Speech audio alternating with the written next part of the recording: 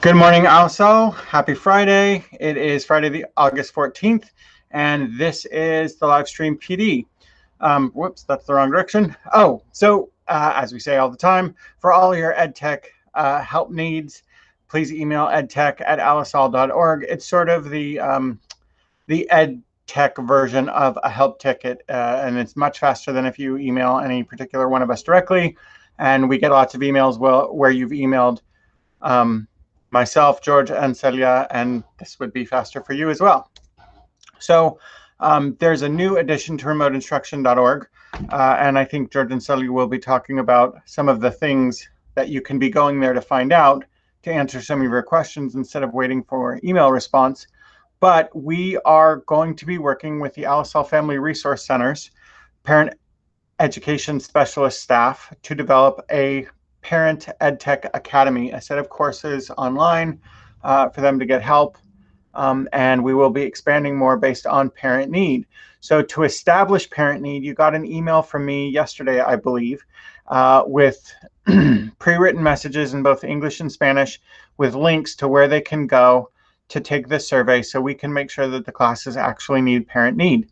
So they will go to remoteinstruction.org, and then there's a Familias page. And at the very top of the page, you'll see this section you see here in green. The survey's in both English and Spanish. And we've already got almost 100 Spanish responses and about 60 English responses.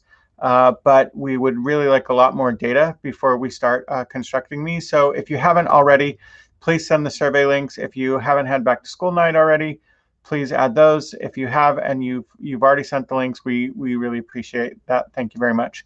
So today, George and Celia will be walking us through a very alliteratively titled session called Preventing Potential Pitfalls. So take it away, George and Celia.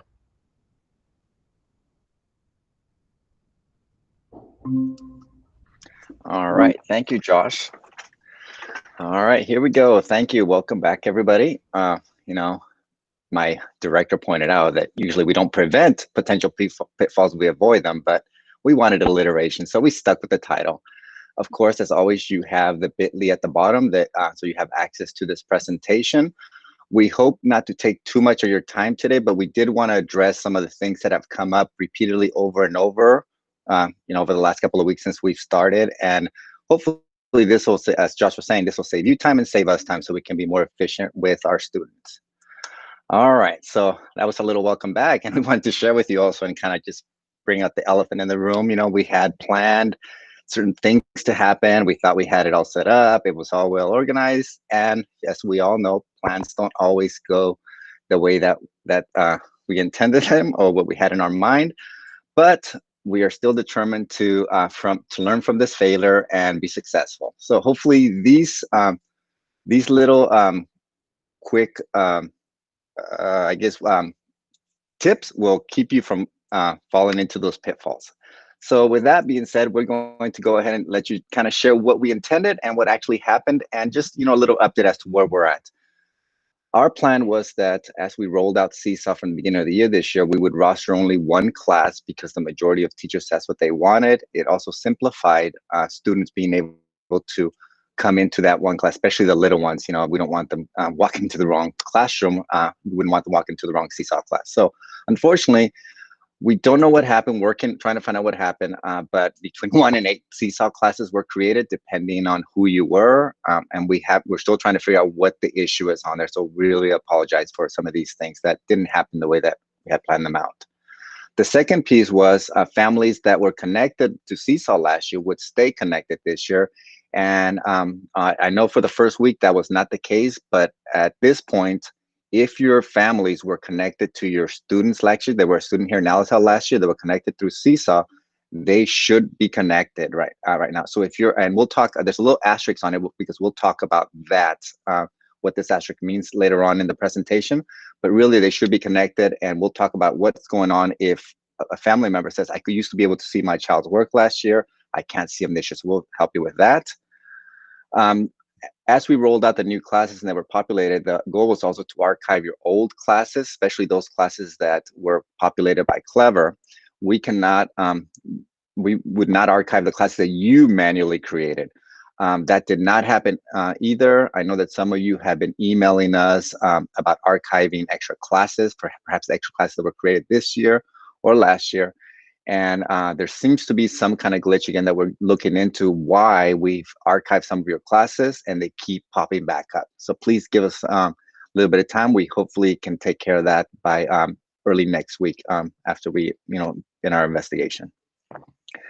And finally, we also had sent out an email initially that, that we, the district here in IT and EdTech, we would roster one Google Classroom class for you per teacher. We were able to do that, but as you are already aware, it came out a little bit after some of you might have already started instruction. Again, the goal was to get that done as everybody shifted from a hybrid model of instruction to remote learning. This company that does this got bombarded, and everything just, again, the schedule did not pan out like we wanted. So we just wanted to address that that we really are trying, but we're still determined to be successful. So with that being said, I'm going to go ahead and hand it over to our goal for today is to first go over the website, some of the new resources, some of the really critical things that we want to make sure all teachers know about. So we're going to kind of go over that to new stuff that Celia will go over, and then we'll go ahead and talk about 6 or 7 different things that you can kind of keep a lookout to avoid some pitfalls. So with that, Celia, it's all yours. Awesome. So like George just mentioned, we're going to start off with a quick reminder about remoteinstruction.org, or maybe for those of you who are new to the district, a quick introduction to our website. And so we began this website when we first transitioned to emergency remote teaching in March. And we've been updating it as we go. And over the summer, we did even more updates. And so I'm going to do a quick little tour of what you can expect to see on here now, because there are some new things. And so if you were to go to remoteinstruction.org, you'll get to this page. You'll notice that there's the survey that Josh mentioned at the beginning. There's a link up here at the very top. And so it's just a shortcut, a quick, easy way to get parents without having to navigate, because that could be a barrier.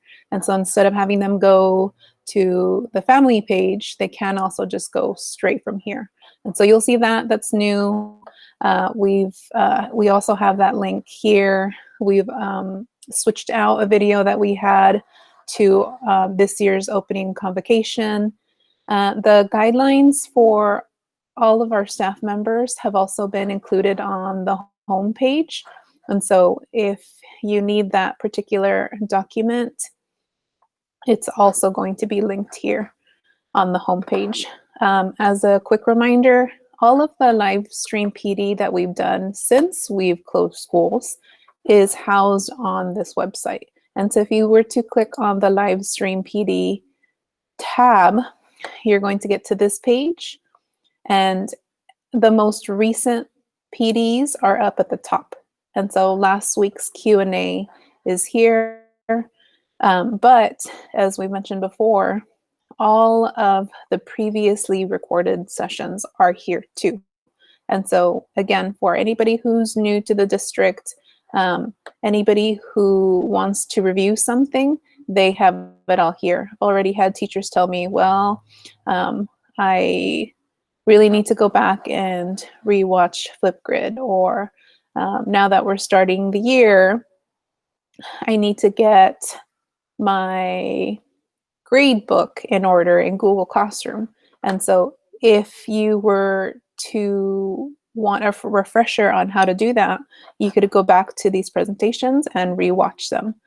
Just another quick little reminder that these are housed on YouTube.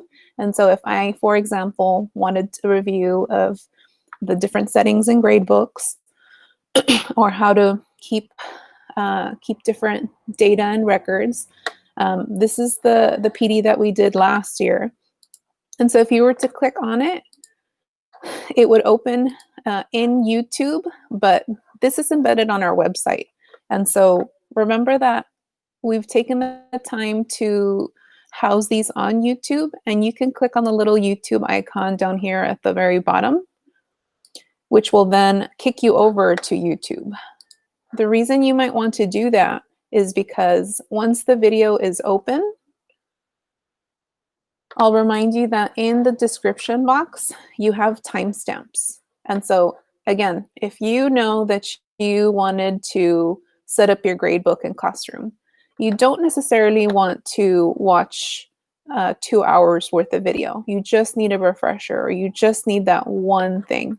And so you would go to 1925. These timestamps are active links. And so if I go to setting up your class, it will automatically jump you to that section so that you could just watch what you're interested in. And so again, that's been done for all of these videos under the Livestream PD tab. There's an overview and resources and tutorials for each of our main tools under Tools for Teaching. If you click on that landing page for Tools for Teaching, there's also some folks have been looking to hook up their document camera. A lot of support staff has been trying to connect students to kind of special intervention groups, speech groups, RSP. And so any type of support staff, I would direct you to, again, the Tools for Teaching page. There's a screencast that we made on how to do that. Some phone number privacy tips if you're interested. There are pages by content area as well under content and pedagogy. The families tab has also had a couple of updates. Josh already mentioned that we're working on this parent academy, which is information about it is up at the top. We've also added links to the family app for Seesaw. So if parents want to keep up to date with students' work on Seesaw, they can use the web browser. So you'll see that if they just have a computer, even on their phone, they can just log in on the web. But it is a lot easier to navigate on a mobile device if you have the right app. And so if they were to just come to the Families tab, direct your families to the Families tab, and then they can click on what kind of device they have, then it'll give them the correct app so that they can see their work. It is a different app from the student app where students do their work. It is a little bit different. So we added those. We added some more video tutorials. For example, the TK and Kinder students this year are using a QR code to log in. And so we made a screencast about that. There are plenty more here. Some tips. We've linked Coach Ben's website on here as well, so you can go see all of his wonderful resources and other resources under the other tab. So there's definitely a lot there, and so I definitely would encourage you all to take some time to either review. If you're new, then you can go back and explore either for the first time or repeat it again. There have been a lot of updates, and as we keep going, we'll keep updating the website with more information that we may need to get to you. So that being said, I think I'm going to turn it over to George with some of our tips to prevent potential pitfalls.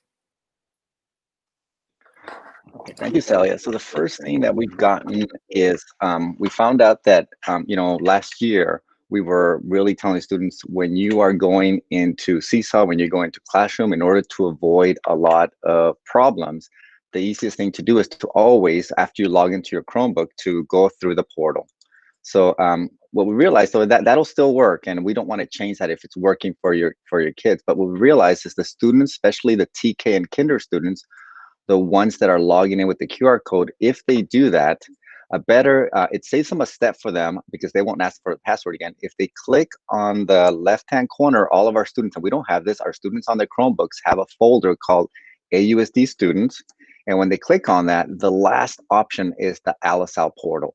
So if they click through here, once they're logged in with the QR code, it should take them straight into the portal. So it kind of saves them a step. Normally, if you're familiar with the portal, you click on the portal icon and it goes to the login screen, and then it goes into the icons. So that just saves them one click. So we wanted to share that for you, especially for those little ones who who we have not really had an opportunity to work with them a lot in class and train them with these things. So that saves them a little bit of time. So George, thank you. Yes, go ahead, Josh. Doesn't it also save them having to re-enter their portal password for some of our websites? That we know from what we can tell from the lower grades, it seems like for the TK, when they log in with the QR code, yes. For the upper grade, upper graders, what we've noticed that they still, it seems like sometimes it still has them type in their password and username. That's what we've discovered. Gotcha. Okay. Thank you for that. All right. So the second thing that we have on here is archiving classes, and notice that there's an asterisk on this number 2 here of archiving classes. And the reason for that asterisk is any classes that are pre-populated or generated by Clever have to be archived by a Seesaw administrator. I know that at sites, your principal, and probably if you have an assistant principal, they probably have administrator access, and your coach might also should have it also there. Some ETLs also have or Seesaw administrators.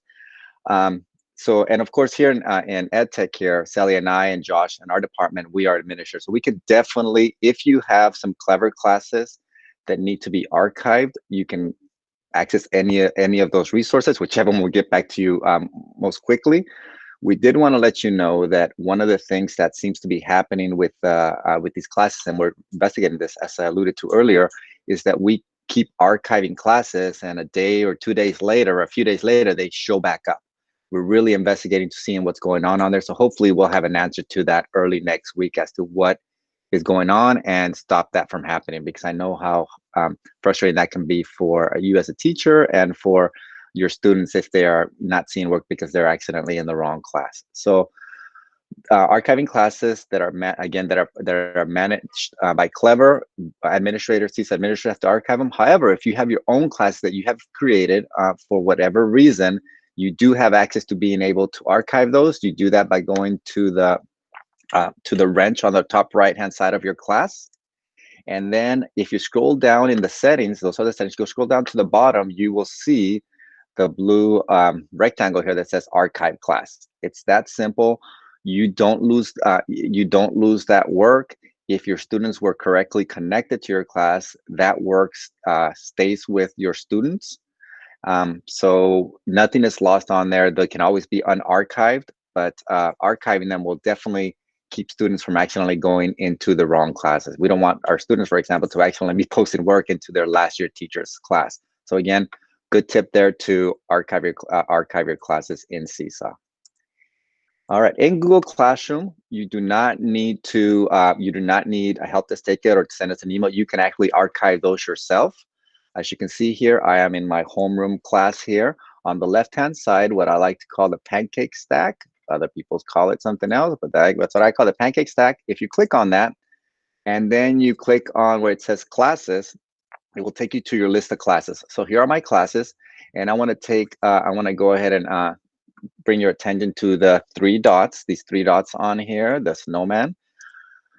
When you click on those, you will see the archive option here. Again, when you archive these classes, you don't lose any of the work. Students don't lose any of the work. And this is really important that we did this. I believe we've covered this before, but if you do not archive a class, that means that you may not be checking on a regular basis. The students from last year, possibly they are still using that for communication or for things that you may not be aware of. So again, this is a little bit like leaving our classroom with our students in there alone. That's not something we want to do, especially if we're not checking in. We're not checking in on them. So please archive those classes. And again, you do not need any. You can do that yourself as a teacher, and that I believe that works for both the classes that you may have created, and the ones that were populated by Little Sis. So there you go. You can do that. You should be able to do that yourself. And again, if you accidentally archive something and you need to know how to unarchive it, we can definitely help you with that. All right, and this is a big one that we have on here. Student IDs. There's been a lot of confusion here, and we want to talk about the Google student IDs and what Seesaw calls student IDs. First of all, part of the reason why this is confusing is because both are 5-digit numbers, okay? But the difference is that Seesaw ID numbers are unique only to Seesaw. I'll show you an example in a second here on the right-hand side, but they're unique to Seesaw. Meanwhile, student IDs are used in other programs such as Lexia, Renaissance Learning, the Google tools, the portal. So that is a different user ID. So what we've discovered is that some people are adding students to their Seesaw classes using the Google ID in their email, or the student ID, as opposed to the Seesaw number, which is different. Remember that if you do that, your student you don't use the correct ID, your students' portfolios will not carry over from year to year. So it's very important that we pay attention to this and that we add students correctly. So here's an example here on the right-hand side that you can see here. So this would be my sample student. We have the information. This would be the Seesaw ID number. And notice that it does not match the ALASAL ID number. So this is going to be an issue. If you used the ALASAL ID number in Seesaw, the students' portfolios will not be connected, and they will not get to carry their work over the years. So please do not be adding students using the Google ID number or the number that they use in Lexia or Renaissance Learning. Okay, so that's a big one. We've got a lot of questions about that, and we can definitely fix that. But please, keep a lookout for that. Celia will go ahead and cover the next point. Take it away, Celia.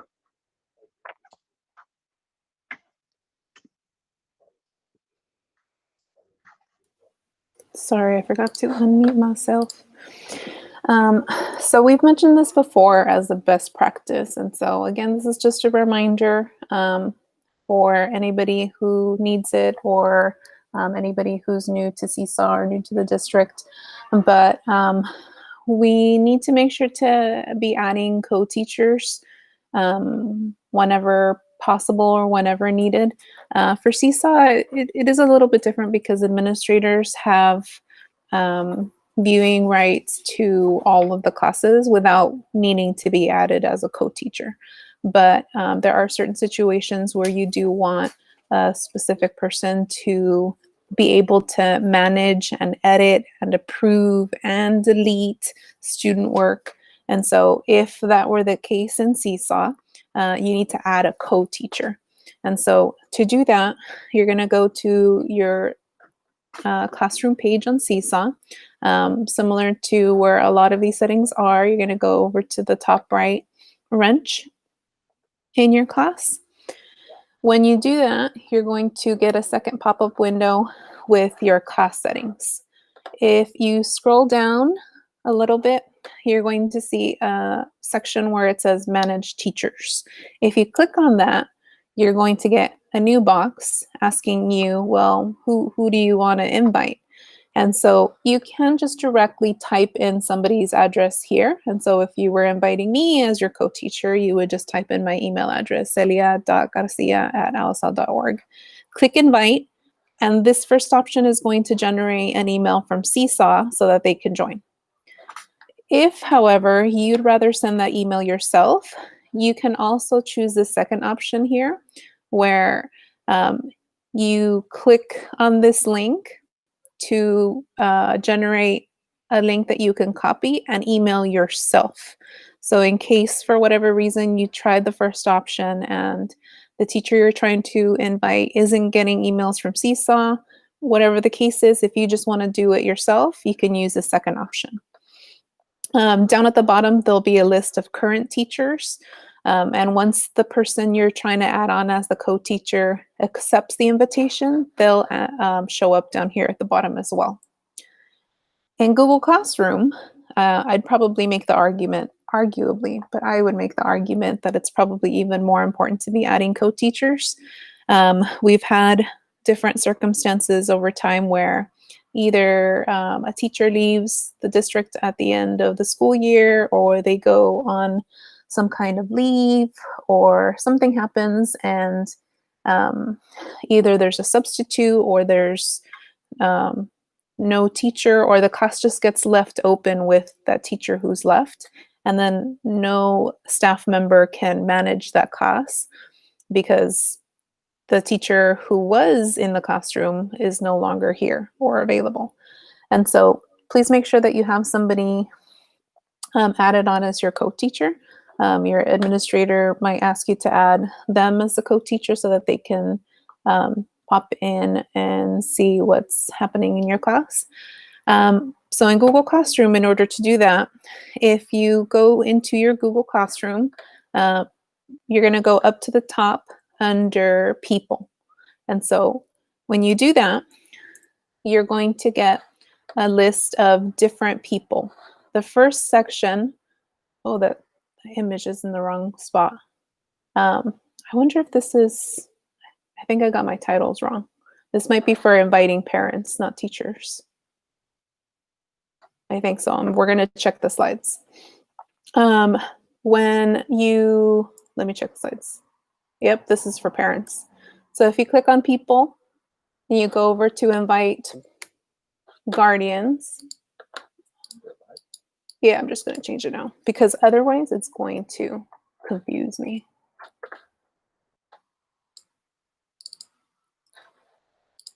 There. I'll make sure I change it on the other sides. I'm going to back up just to make sure we're following. If you go under People, you'll get a list of the teachers. If you do want to add a co-teacher, since it looks like we got our titles mixed up, you would add them here. So it'll, of course, have you as the teacher because you're the one who created the classroom. But if you needed somebody else, you would go here to this little add person to add a teacher. If you want to add parents, you're going to go down here to guardians. You're going to, for both teachers and guardians, just invite them with either their name or email. You'll probably use a name if it's a staff member for a teacher. You'll probably use an email if it's a parent because you'll probably have their email. It'll tell you when somebody's been invited by giving you that little notification down here that, hey, they've been invited already. Once they've accepted, they'll show up on the list without that little note that they've been invited. So if you don't see it anymore, it means they've accepted. But if you see that it says invited, you've sent the invitation. All steps were correct, except that they haven't actually gone and accepted it. And so for Google Classroom, they get an email generated to their email, and then they select different settings on what they want to be able to see, but they're going to need to accept the invitation. Oh, there was this concern or like situation that came up sometimes last year with Seesaw. There's an option in Seesaw under settings where students can view each other's work, or you can disable it so that they do not see each other's work. The only thing we're really going to say about that is that you need to make sure that you consider your purpose behind that. And so if you're going to be sending different work to different students, you can do that on Seesaw. Side note, if you're like, wait a second, I don't remember how to do that. There's this little link down here with my person. So if you're like, wait, I don't remember how to send it to individual students, if you click on this little person, see how this is actually a link? It'll take you to the YouTube video where we show you how to do that. But back to this point where I have an assignment and I only want to send it to a small group of students. I don't want everybody to have this assignment. In order for this to work correctly, you would need to have this setting turned off. Because if it's on, even though I only send it to one small group, everybody can see each other's work. And so everybody can see all of the posts, even if I only send a paper to a small group. So if you really do want things to not be seen, you're going to have to turn that off. But again, then the opposite point being that you can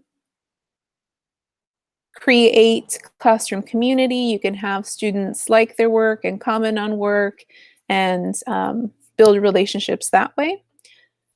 If that's off, then they won't be able to do that.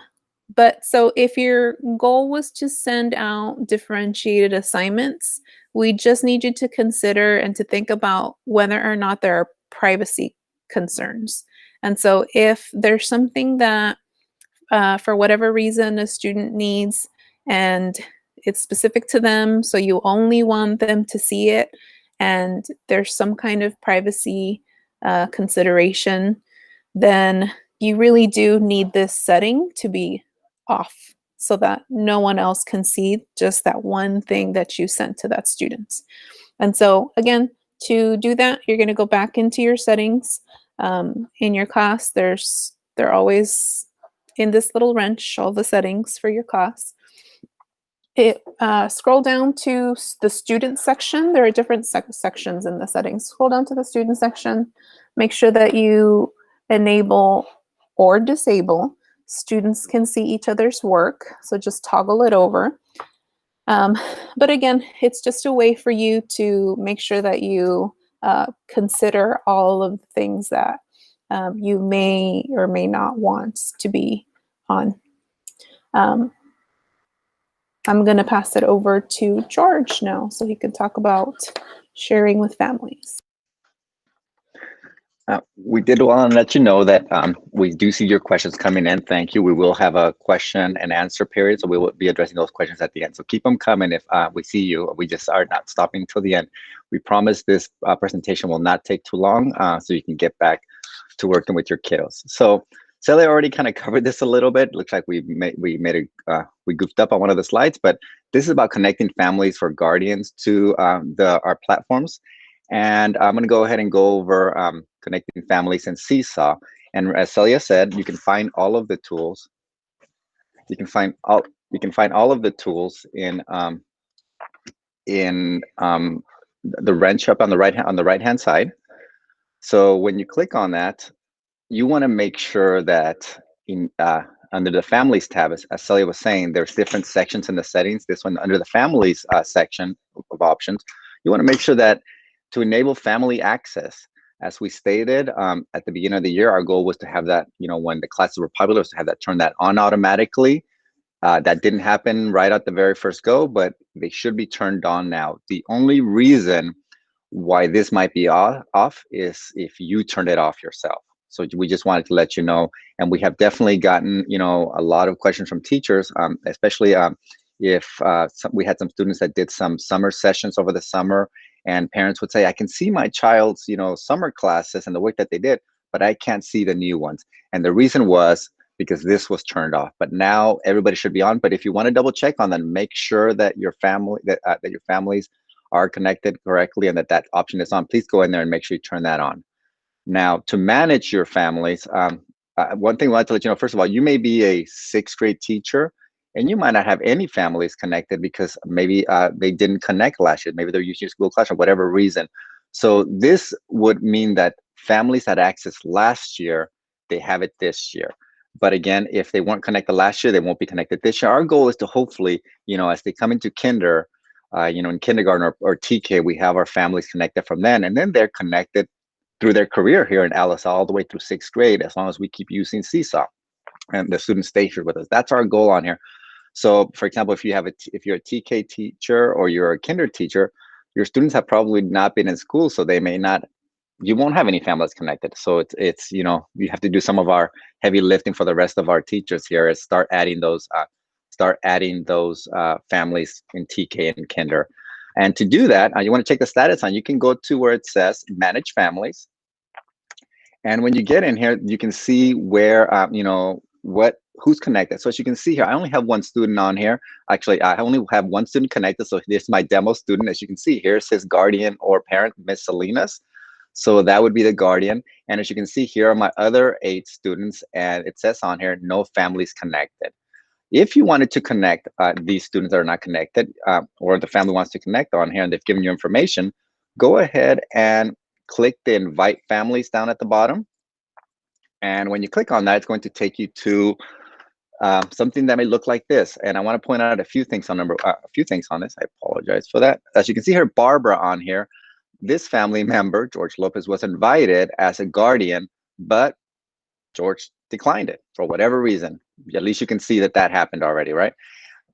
Very different than the demo student down here at the bottom. So this demo student, as you can see here, we have the guardian here, Celia Garcia, and she is connected to the student. So every time that the demo student creates a post and posts it, and the teacher approves it, the guardian, Celia, will get a post saying, hey, your child has posted a new assignment or a new post, and you can go take a look. The parent would be able to take a look at that. So I did want you to know that. And remember that you can add a parent using email or a phone number. Also, you can add multiple parents. So if both mom and dad or grandma or aunt or maybe babysitter want to be on here and they give you that information, you know, you can go ahead and add them in. They can have multiple family members to each student, and they would all get those notifications when the student turns in work. And again, that is for Seesaw and inviting families on there. For Google Classroom, it's a little bit different. Celia kind of already touched on this a little bit, but I have a few other screens on it that I wanted you to see. So you go to the People's tab in your class. Under the People's tab, as Celia said, we have the group. We have three different types of people here, or groups. We have teachers, we have students, and we have guardians here. So a couple of things to point on here, because these have come up with teachers too that are new to Google Classroom, is once you invite a student and they have joined your class, your Google Classroom, it will change from a grayed out invite and say in parentheses invited into a solid black, and uninvited will be gone. So this is how you know that the student's already on there. Also, once a student joins your class, you will get this other option on here. This will show up. This will actually show up. So you have this option to invite a guardian. What happens when you click on that? Well, you can go ahead and type in the email of the guardian. And once you go ahead and type it in, you go ahead and you click invite. And they will get, the parent or the guardian will get an email that looks something like this, letting them know that they've been invited to this classroom, who the teacher is, the name, and they'll click the join. And then when they click join, they will have options they'll get to set up how they want to receive these reports. And these reports would be usually just show things like upcoming work, late work, or assignments due this week. So there's various settings on there, and a family member can choose to get these reports, I believe, daily or just maybe on Friday. So there's options for them to do that they would follow, and they would become set up. They would set up their account, and once they are in here correctly, you will see on there, you will see that their email here or their name here. So under email guardians. So that's how you invite families in Google Classroom. And I'm going to go ahead and pass over to Celia, which is going to talk a little bit about Seesaw class code, because we've gotten a lot of questions about that. So take it away, Celia. So as George just mentioned, we've gotten a lot of feedback, and we wanted to start wrapping things up with this last point, because unfortunately, we're still working on this. And so we appreciate the patience, and I completely understand the frustration some folks might be feeling when just things don't work and we start leaving students out because of technology glitches. But in case you haven't seen it, I mean, if you haven't seen it, that's great. We just wanted to put it out there in case you do end up seeing it. You'll know that we know about it, that we're working on it. And so And we're trying to figure out what is happening, and we don't have an answer for you yet. So we actually got this screenshot from a teacher who sent me this question. And so it seems like for some folks, even when they're logged in through the portal, or if it's Kinder or TK, they use their QR code to log in. Even if that's done correctly, when students go to Seesaw, it asks them for a student code to join the class. That should not be happening because these are clever created classes through PowerSchool. There's no need for a code. So if you do end up seeing this, please know that we're aware of the issue. It shouldn't be happening. There shouldn't be any other code. We're not sure why it's happening. We're already in touch with Seesaw to try to figure out what it is that's happening. But if it does, we're going to ask you to please submit a help ticket. We have noticed that at least the majority of these particular instances have been from, I think most of them have been from Kinder.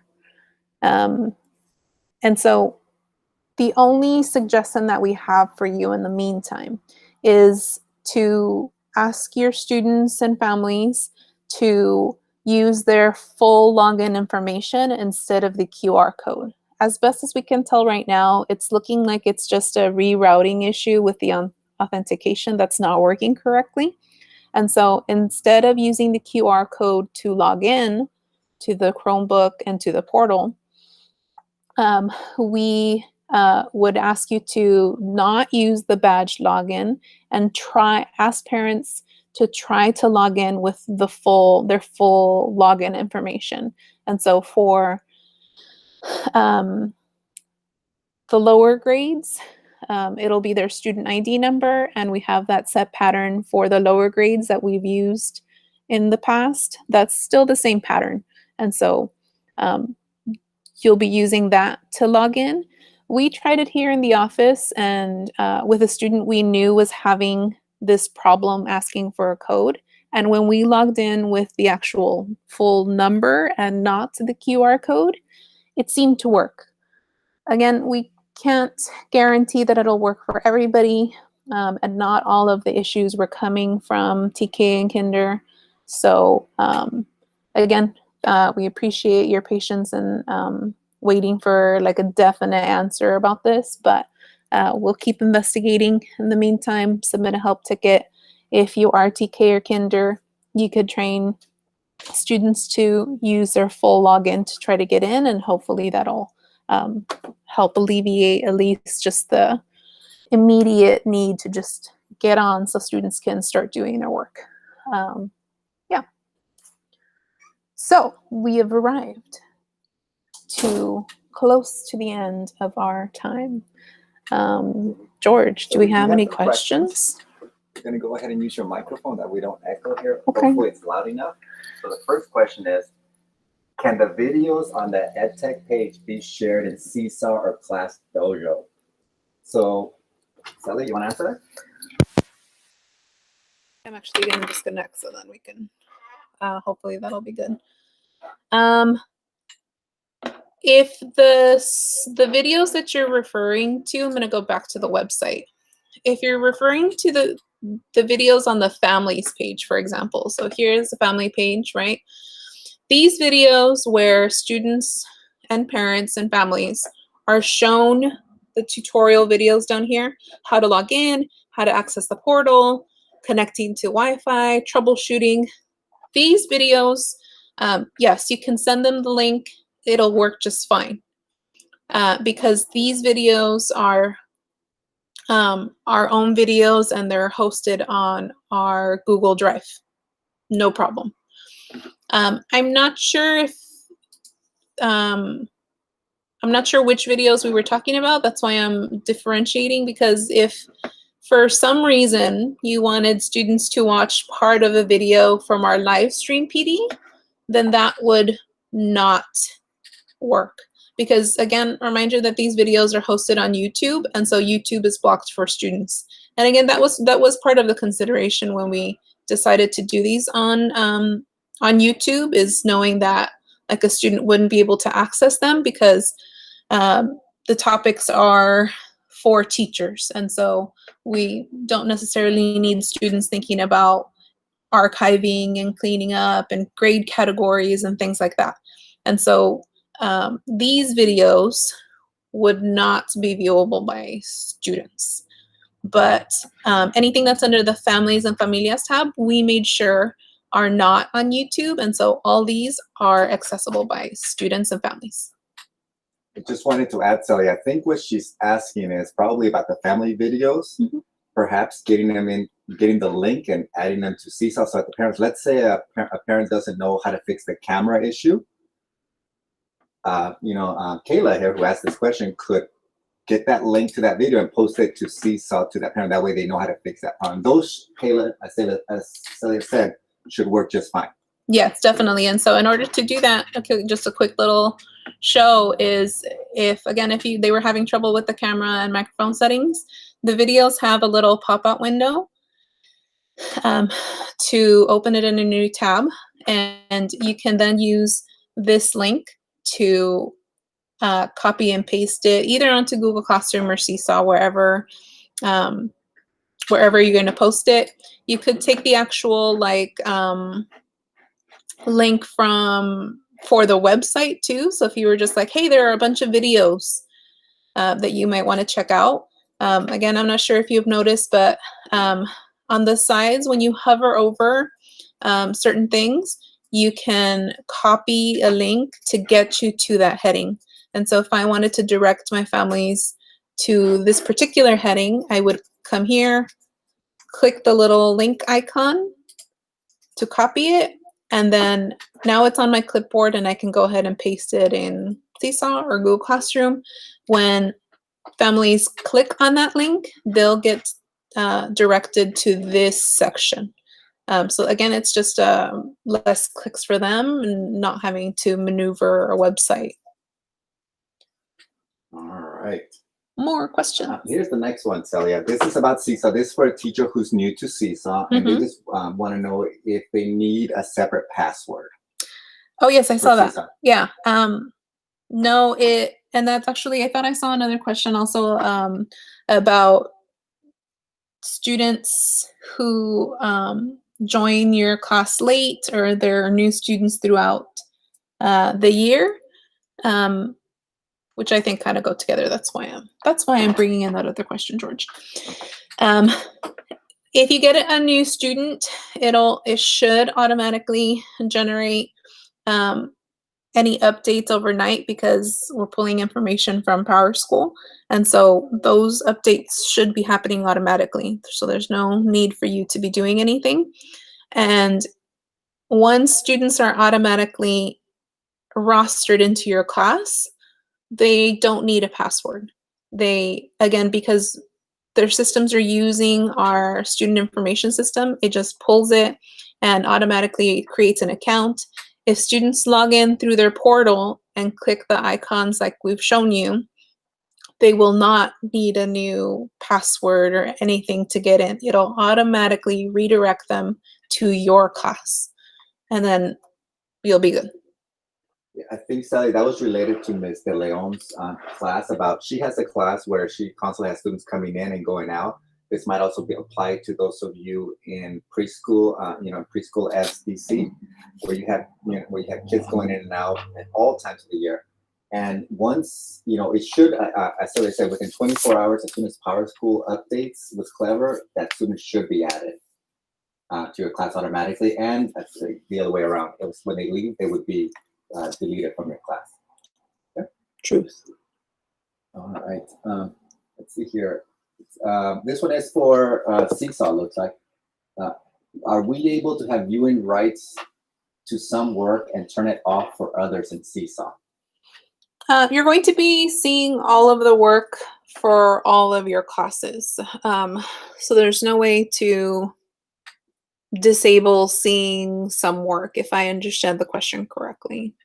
So you're going to be able to see all of the work from all of your students and all of your classes. All right. This question, I think maybe Josh can answer. Hopefully he's not too busy. and it's from, looks like it's Dr. Purnell, yes. Talking about earlier, I mentioned that you can add multiple guardians to Seesaw, and her question is with regards to, let's say, babysitters. Could we add babysitters or other people?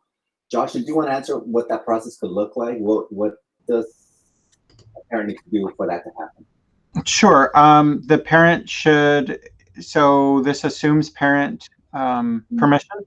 So the parent would, if we're talking about Google Classroom, need to send the email address to the teacher in an email, preferably, just because it's something the teacher can save more easily than a text or something. Basically, we kind of need parent permission in some sort of quote unquote writing with the email address, and then the teacher can send the guardian invite to the email address. But we do need that parent permission. And we don't necessarily need a particular form. It can be as simple as, dear, Maestra Purnell, can you please invite the babysitter at this address to be a guardian in Google Classroom? And that should suffice. Thank you, Josh. But since, just a reminder, in Google Classroom, email is the only way to connect specifically. You mentioned there are some other paths in Seesaw, but in Classroom, it's very email based. That's correct. But that could also happen. Probably you would follow the same procedure about getting some written permission from a guardian or a parent to add them, through perhaps the babysitter's phone number or whoever's watching the child in writing. So that's correct. And they can, both of the platforms allow for multiple parent/guardian connections. And it doesn't have to be like a particular district form, and it doesn't have to be on paper writing. It just has to be someplace the teacher can save it and refer back to it if needed. So text is not really ideal here. Great, thank you. And a phone call is right out. It needs to be retrievable. Yeah, good practice. Thank you, Josh. This one is about Google Classroom, and it has to do with due dates for Mr. Aragon. So like, when the teacher chooses due date, can the student still complete assignments after the due date? What is the difference? Celia, would you like to answer that, or you want me to? Either way. All right, I'll go ahead and take this one. Yeah, Mr. Aragon. So you have an option to add a due date. The benefits of adding a due date is that once parents are connected, parents would see on their report that assignment is late. Now, a student can still turn in assignments after the due date, and it'll be reflected on the report, both on your side as a teacher and for the guardian or parents as assignments that are late. So that they were turned in but are late. So I hope that answers your question as to what. George, if I can chime in here, there's usually an underlying question behind this in my experience. If Mr. Aragon's real question is, can we stop them from turning late work in? No, you can't. What you can do is simply not score it and simply ignore it and say, sorry, this was late, I'm not taking it. But I would really like to underscore that adding due dates is a tremendous help to parents when they're helping their kids plan, because the other thing is, from the student side, they get a little window on the side in the stream and on their to-do page. And assignments only appear in upcoming, to-do, that sort of thing, if they have a due date. So if you're not in the habit of putting to-do date, so it really makes it more difficult for families and kids to keep track of what's due when. So we strongly encourage the use of due dates in Google Classroom. Remember, you can always change the due date and move it back or move it up. You're not married to it. Everything can always be changed, but it really is a great help and aid to our parents, because depending on where they're looking, if there's no due date, it will look like there's nothing due in the classroom. And frankly, some of our students have gotten pretty good at navigating through really quickly when showing mom or dad what's due and what's not due. So yeah, that's a best practice, is making sure to add due dates. Thank you, Josh, for adding that. The next question is, what are the teachers supposed to see in the portal once we are in? Do I have to do a help desk ticket if I don't have everything? So Celia, would you like to answer that? Sure. You know, I can show you my portal, but it's going to be slightly different for everybody based off of your job description, your title. So, for example, the links that I see as a TOSA are slightly different than a teacher, and they're noticeably different, of course, from a student. But if you just click into the portal, you'll get different icons for anything that's applicable to you. And in short, yes, if there's something that you know should be on there, like Lexia, my Lexia is the like teacher dashboard for Lexia. This is link students do not use. They use the Lexia for students link, and so they'll have a link too. It's just different. But if you know that there is something on here that you should have, that's a district-wide thing. So like you would have the help desk ticket, OMS is on here, ASOP is on here. You should have Wonders and Maravilla, Eureka, Illuminate, Google Drive and Seesaw, of course, the website manager for the intranet also.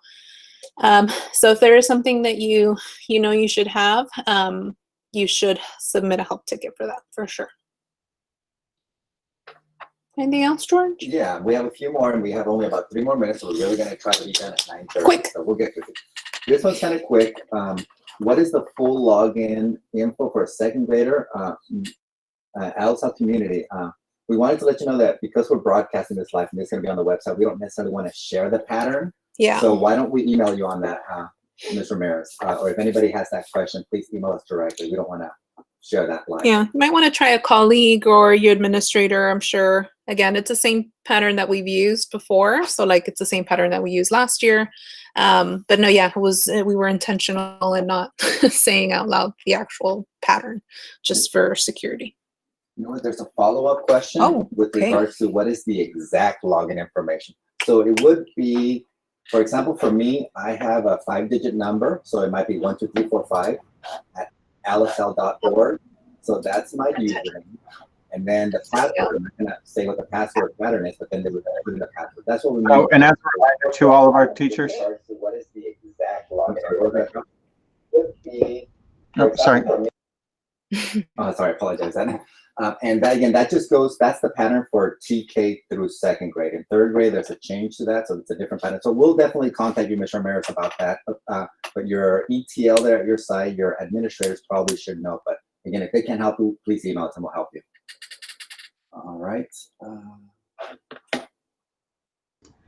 Just to follow that reminder, every site has at least one EdTech liaison who can answer a lot of these questions real quickly for you.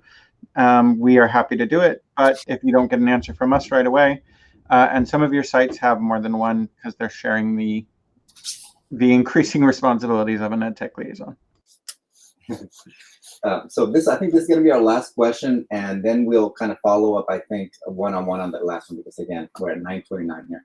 And the question is, how can I archive classes I didn't create in Google Classroom? And I believe Ms. Novoa is referring to classes in which she is a student or she might be a co-teacher. Celia, would you mind showing that live? Sure. And so I'm going to go to my Google Classroom page. And so, oh man, perfect. This like shows all of the different options. I've been invited to one class over here. I know that I've been invited because I have a little join button and I haven't joined. Who invited me? Who is this person? What's happening? If a classroom is somebody else's classroom, so sometimes I get invited as the student, sometimes I get invited as a co-teacher, so it really just depends. For example, I'm going to use Barden. George and I are set as students in Barden's Google Classroom because our office is on the site, and it helps us to see what information you guys get as classroom teachers. And so I know that I'm the student because I see that there's a little picture here of the teacher. The same with George's invite. I know that I'm not the teacher because I see him right here. George, and so remind me, the question is about how to leave. I think it's unenrolling when you're a student, and also when you are a co-teacher, you can leave the class. Okay.